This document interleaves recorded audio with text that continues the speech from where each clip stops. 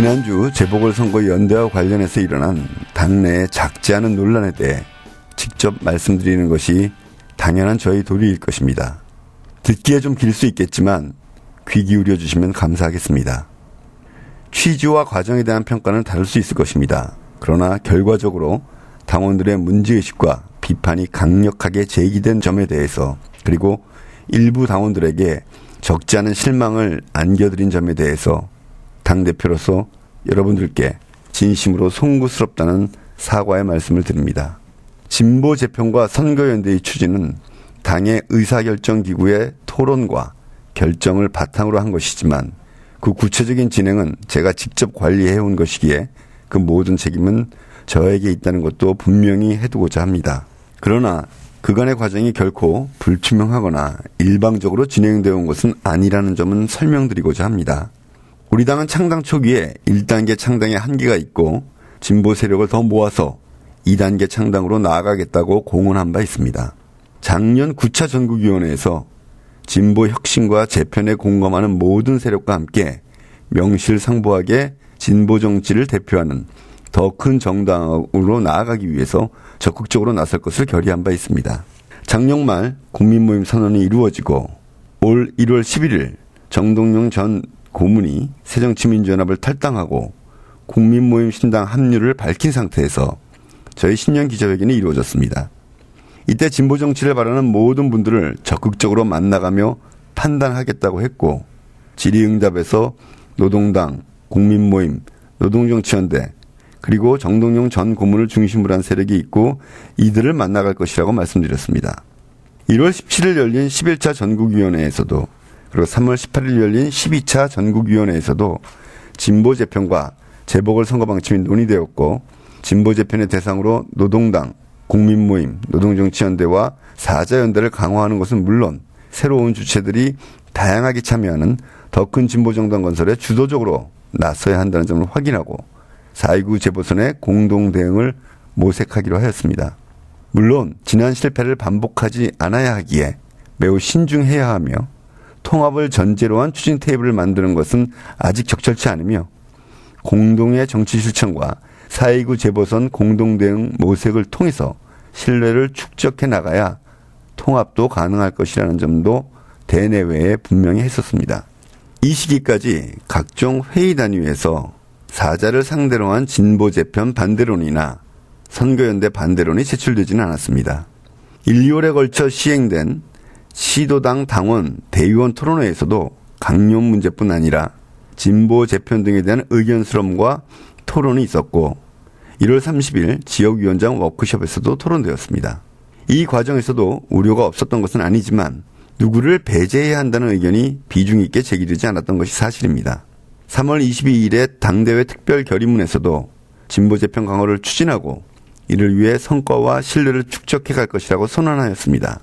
이때까지도 정동영 전 고문이 국민모임의 후보가 될 가능성이 배제되었던 것이 아닙니다. 3월 30일 그동안 국민모임 내부의 출마 권유를 고사해오던 정동영 전 고문이 출마를 선언하고 국민모임이 내용을 겪은 뒤 4월 5일 국민모임이 정동영 전 고문을 후보로 추대하였습니다. 이런 상황에서 선거연대를 할 것인지 또 어떤 수준으로 할 것인지를 최종적으로 결정하기 위해서 지난 4월 9일 대표단, 시도당 위원장, 국회의원 연석회의를 개최하였던 것입니다. 선거연대의 부정적인 입장에서는 당내의 정동영 후보와의 연대에 대해 체험을 바탕으로 한 불신과 거부감이 강하고 정동영 후보의 의도가 있건 없건 선거구도가 바람직하지 않은 방향으로 형성되었으며 사자연대의 구체적인 성과가 불투명하다는 의견이 제기되었습니다. 선거연대를 해야 한다는 입장에서는 사자연대의 외형적 성과는 작더라도 가능한 합리적 진보 세력을 올해 안에 최대한 결집시켜내는 과제는 매우 중요하며 정동영 후보가 최근 몇 년간 보여준 현장 정치 행보와 우리 연대의 대상인 국민모임의 공식 후보임을 인정해야 하고 최근 발언을 통해서 퇴임 이후 성찰한 노무현 대통령을 계승하겠고 광주 서구와 관련해서는 사자 결정을 따르겠다고 한 점을 고려해야 하며 당내 결정에 바탕을 둔 사자연대를 정의당이 충분한 이유 없이 무산시켜서는 안 된다는 의견이 제시되었습니다. 선거연대 추진이 다수였지만 우려를 반영하지 않을 수 없었습니다. 그동안 우리의 결정과 사자 간의 논의를 존중하여 후보 단일화를 추진하되 광주 등에서 정의당 후보에 대한 사자의 지지를 확고히 해야 하며 공동 선거운동 여부, 그 수준은 원점에서 별도로 논의하는 방안을 대표가 이동용 후보와 서울시당 의견을 들어 최종 판단하는 것에 모두가 동의했습니다. 이후 후보와 서울시당과의 협의를 통해 관악을 해서 후보 단일화를 추진하되 진보 재편의 성과를 이어나가기 위해 후보가 사퇴하기로 가닥을 잡았습니다. 그러나 국민모임 정동영 후보가 최종 합의 발표 이전에 후보를 등록했고 우리는 긴급 상무집행위원회를 열고 이는 고이건 아니건 간에 타 정당과 후보들에 대한 신뢰를 무너뜨린 중대한 상황이며 단지 과거의 문제가 아니라 새롭게 발생한 신의성실 위반 행위라고 판단하였습니다. 이에 4.29 재보선에서 사자 후보 단일화는 추진하지 않기로 하였고 후보와 협의하여 특정 후보에 대한 지지 또는 지원 없이 후보를 사퇴하기로 결정하였던 것입니다. 처음부터 끝까지 당의 결정을 위반하여 이루어진 것은 없었습니다. 사자 정무협의의 처음부터 마지막까지 모든 진행 과정은 상무집행위원회에 보고되고 공유되었습니다.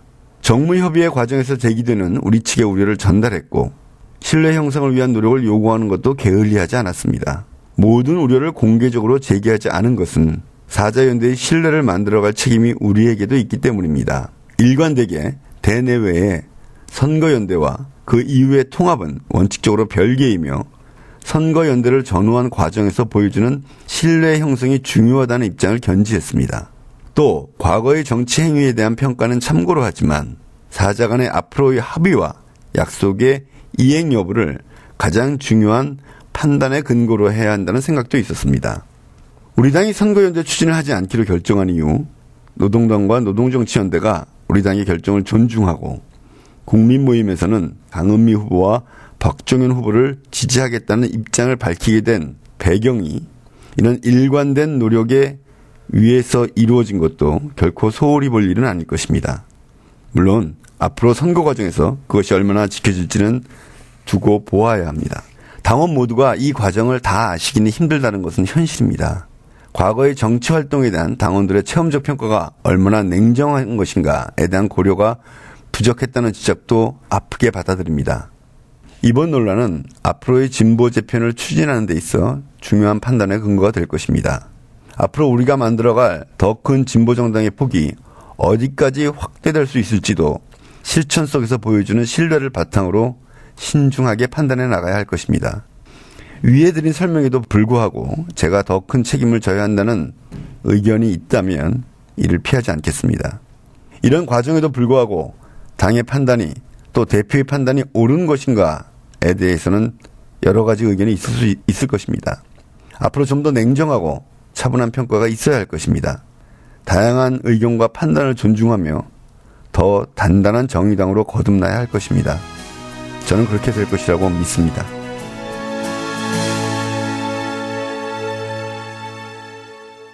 광주 서구을에서 강은미 후보가, 인천 서구 강화을에서 박종현 후보가 분투하고 있습니다.